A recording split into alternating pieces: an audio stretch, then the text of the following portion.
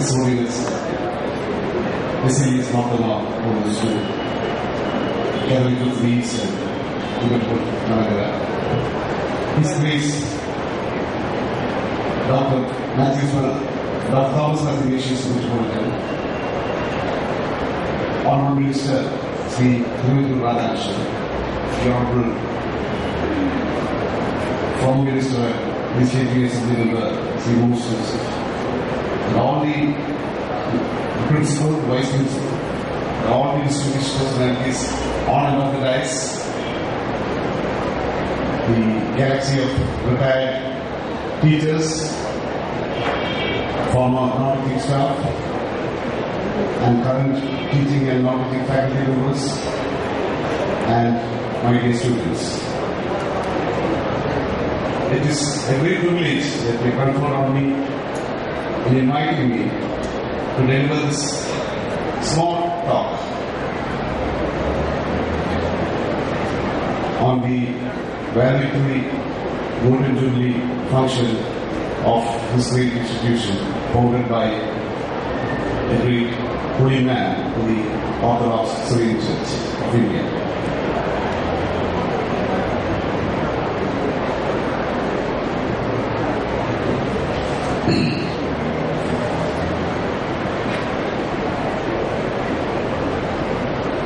This meeting also coincides with the 51st death anniversary of the founder of the college, His Holiness Baselius II, was caught in the eternal rest on the 3rd of January 1964, exactly 50 years back.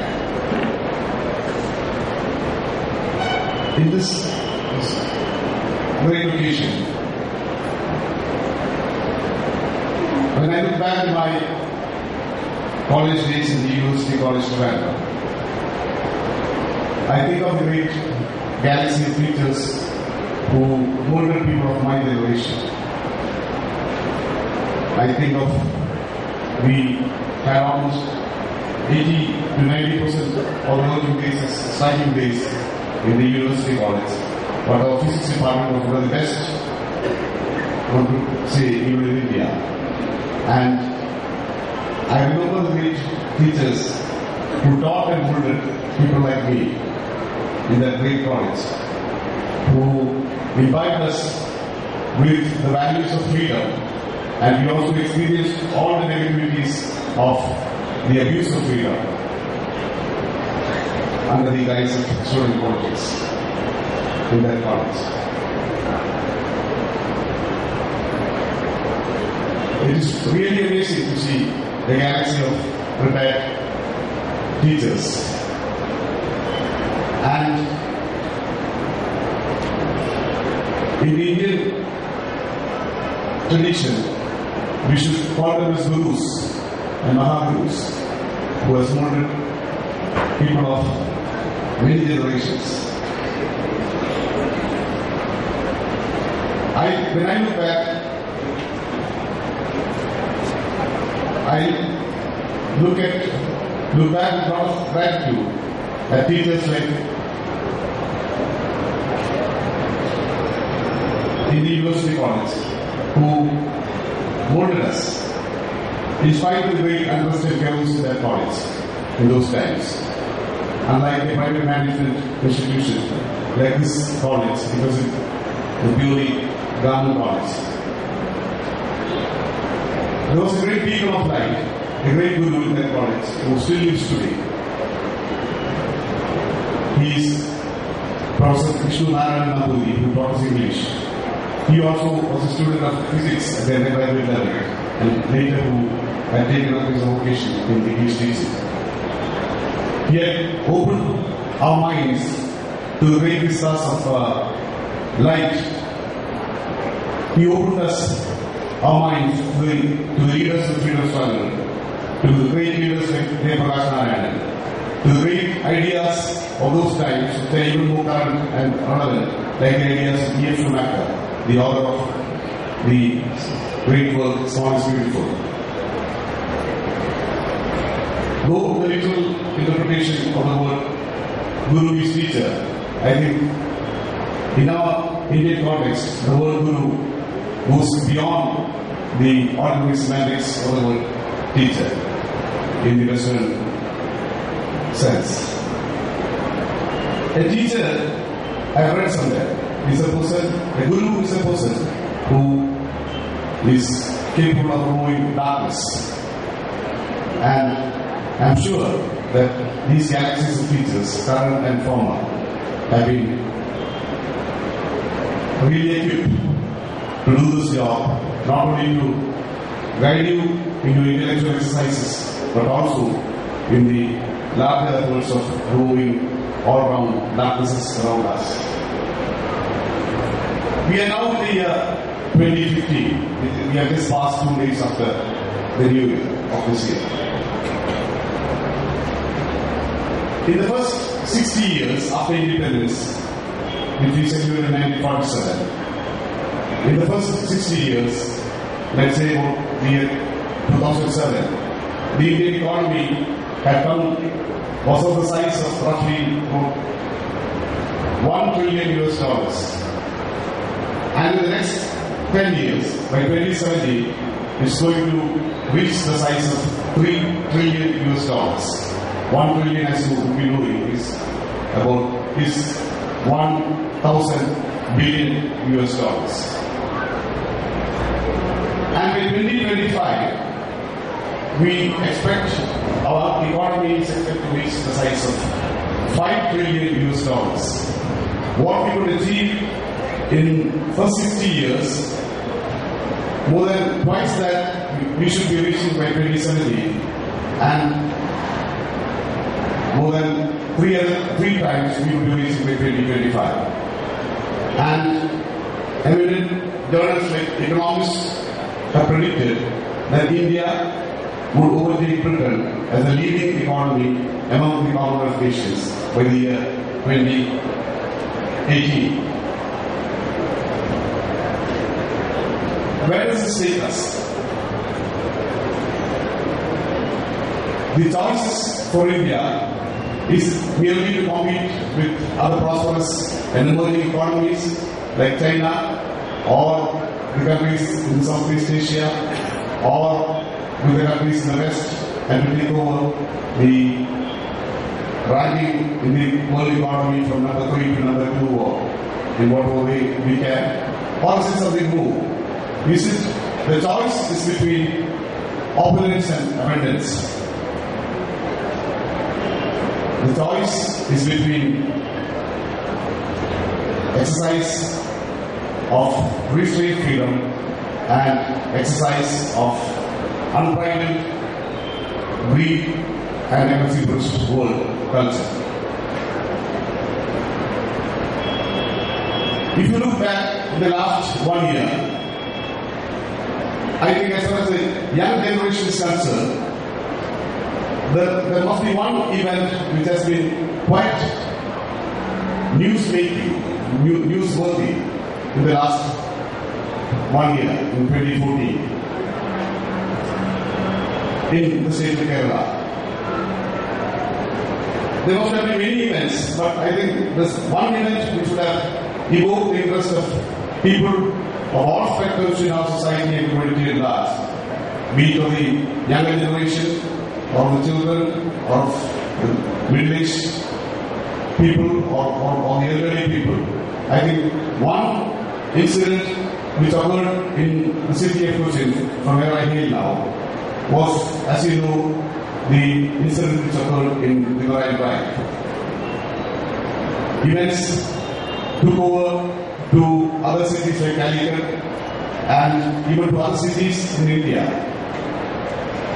Kerala was supposed to have the youth, the exuberant youth of the state of Kerala had lighted the torch of this movement to different parts of the country. I am not here to pass any moral value judgment or legalistic judgment on the rightness or wrongness of either the moral policing issues or the rights and wrongs of the persons who responded to that by demonstrating with those events which I described just above. Those are basically issues related to the freedom of the body, freedom of expression of the body. Are we to enjoy this new ages of opulence and prosperity in the times to come by imitating the West? Or should we be looking to our great gurus, the great removers of darkness, who are primarily available in this great land of India, the land of Buddha, the land of Mahavira, the land of Gandhi, the land of Ashoka, the land of Sri Narayana Guru, and the land of very holy persons who have evolved even from the city, like Saint Chava or many holy persons from the Orthodox religions who hail from around the states.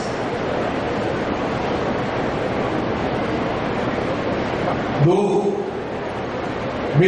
much should be said and discussed about quality improvement of higher education, I would refrain from making any remarks on that sector. Number one, I am not an expert in that. And number two, I believe more longer vision would be more appropriate in a occasion like this to share some thoughts to the younger generation about the times to come. And therefore, I would confine my small talk on the idea of freedom, because your principal especially requested me to make some talk on spiritual values, and I told you quite humbly that I am most elected to do that. But at the same time, respecting his wish, I thought I will speak about the freedom of the spirit. We should transcend the freedom of the body and freedom of the mind, if we do in current Western values.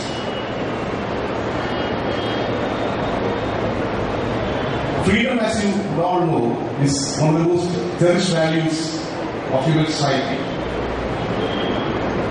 And the freedom of the human person was one of the main reasons for the many advancements in many sectors of our economy, science and technology, and many areas of public life. Even freedom is something which is most cherished and valued by the most subjugated people of the world. And any denial of freedom has now been met with a lot of stiff resistance from many parts of the world. When our younger generation last year in the Marine Drive had come out to express the freedom of expression of the body, you must be knowing what happened in Hong Kong, when in a much prosperous country, the young generation there were agitating for freedom of their mind and freedom of their basic liberties and fundamental freedoms.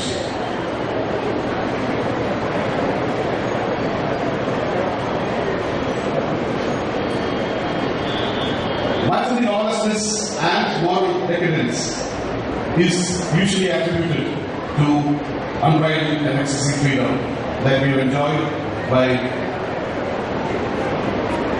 blindly adopting a Western democratic model.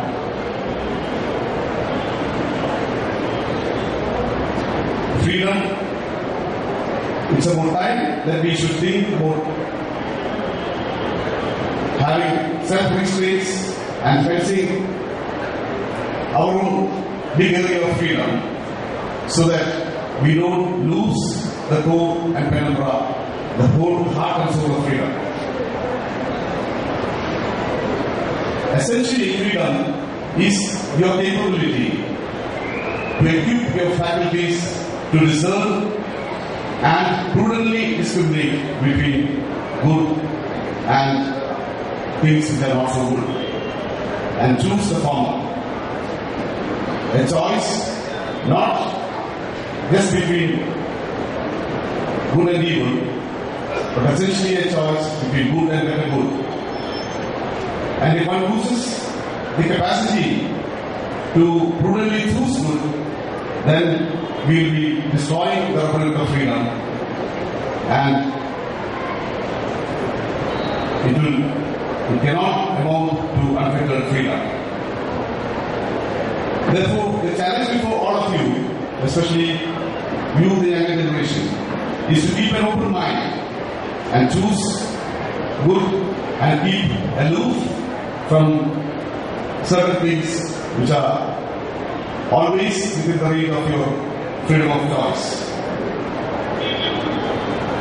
You have to make a very positive selection and not a random roll of the dice selection. It is not a choice based on this gay abandon with the usual attitude of drink, eat and be merry, but the attitude to discern yourself and you're equipping yourself with the capacity to abdicate some of the things which are fully within your reach and within your possession, and to practice the art and craft of renunciation and abstinence in an opulent world. And if there is no room to choose this ethical and moral choices, then you will be destroying our freedom of choice. It will not amount to, if you are just going to give into your gay abandon with a come what may attitude, we will be destroying our real capabilities of freedom of choice. One should have the courage, craft, conviction and the willingness to voluntarily and willfully disengage from doing certain things which are easily within your reach and choose others which is at the heart of freedom. It is not a blind man's choice. It is not a roll of the dice choice. It is a choice based on not on the mere audacity to do whatever one feels like doing, which is nothing but sheer licentiousness, but the courage, craft, content, and the conviction and the willingness to abstain from doing certain things in order to achieve certain levels of higher goodness in one's life. And at the center of freedom, you have the fullness of freedom, which is a path with a lot of powerful, productive, spiritual energy. After all, man is not just a product of soma or body, but he is an amalgam, and he should be a perfect harmony between soma, which is body, psyche, which is the mind, and the pneuma, which is spirit.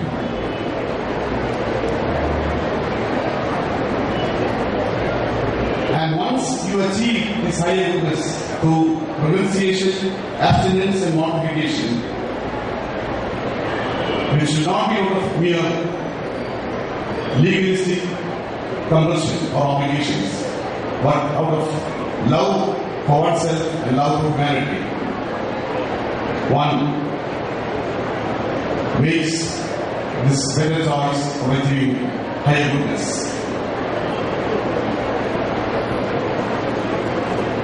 And in Indian spirituality, our great masters and sages have always shown the path of renunciation as a path to freedom and divinity. It is your willingness to swim against the currents of the magnetic forces of contemporary modern society that will make you a better human being. And it is renunciation and abstinence which great leaders and sages like Father of our nation, Mahatma Gandhi, or the great Jubilee of Kerala, Sri Narayana Guru, has taught us, which would lead to the perfect freedom of the spirit. Therefore, freedom and spirituality are inextricably linked. And when once one is able to achieve this perfect harmony and balance in freedom of spirit, we as a nation and we as a people and we as a community would be able to show light to the whole world. We should be able to go back to the times when great people like Buddha, Lord Buddha, was referred to as the light of Asia.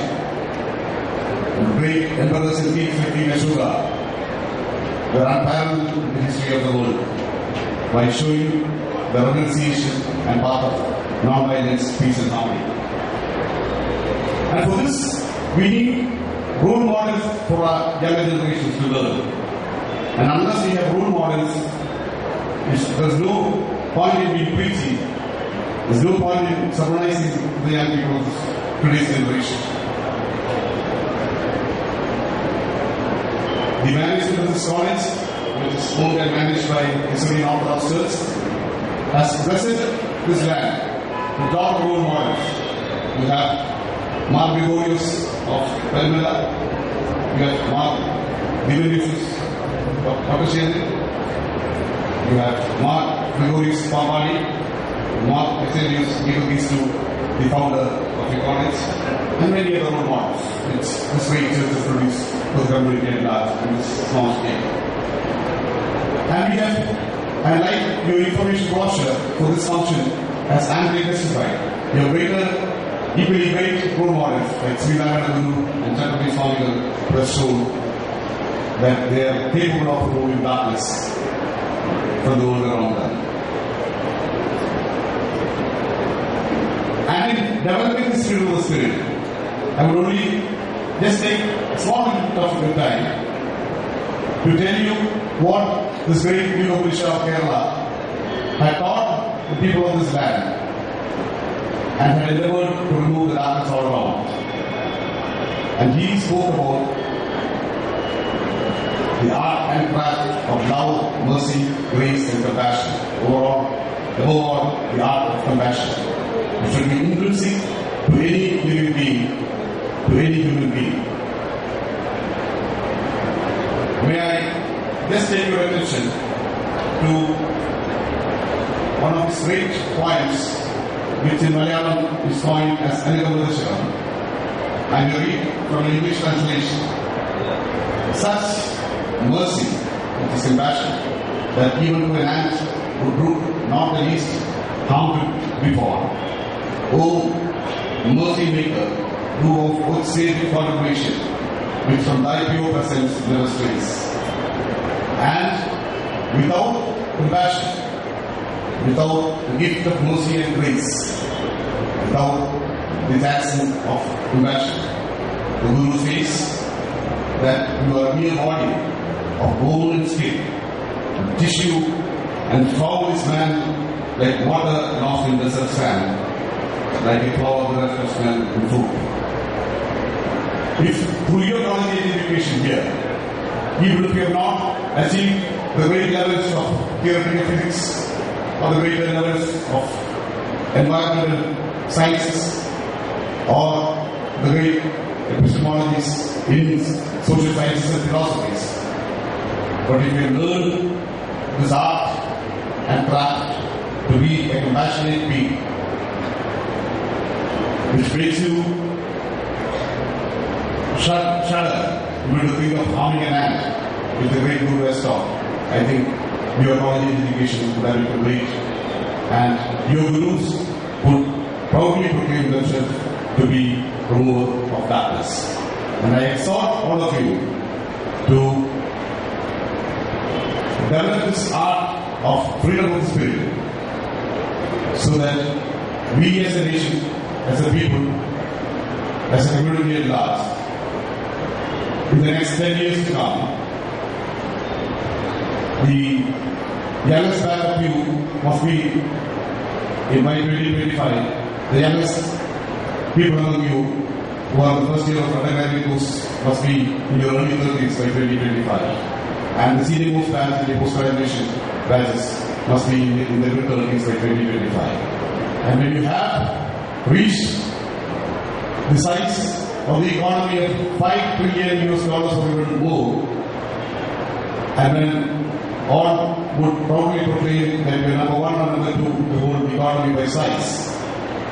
If we cannot be the light of Asia, if this nation cannot be the light of the world, there is no point in achieving this $5 trillion. We will not be making the dream of the founder of our nation come true. And may I exhort all of you of the younger generation to develop this art and craft and courage and conviction in developing your freedom of spirit through abstinence, through discipline, and through achieving better goodness in the life to come, in order that you become truly compassionate beings who are useful to other human beings. I thank all the organizers of this function for having invited me, and I thank all of you for granting me patience